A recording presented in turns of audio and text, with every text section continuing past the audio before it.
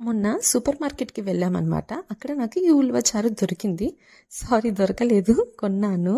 ఇది రెడీమేడ్ ఉలవచారు అనమాట. అంటే మనం ready to cook, ready to use ఇంకా.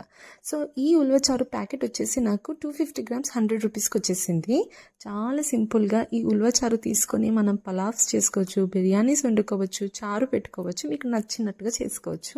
సో, నేను ఈ ప్యాకెట్ వచ్చేసి అంటే 250 గ్రామ్స్ నేను 2 టైమ్స్ యూస్ చేస్తాను. ఎందుకంటే నాకు గౌతమ్‌కి మాత్రమే కాబట్టి. సో చాలా సింపుల్గా తాలింపు వేసేసి నేను ఉలవచారు చేశాను. యాక్చువల్గా ఇక్కడ స్ట్రెయినర్ ఎందుకు యూస్ చేశానంటే ఈ ఉలవచారు ఏదైతే ప్యాకెట్లో ఉందో దాంట్లో ఇంకేం కలిపారా అని చెక్ చేద్దామని నేను అలా వేసాను అనమాట. సో నాకు కరివేపాకు కనపడింది.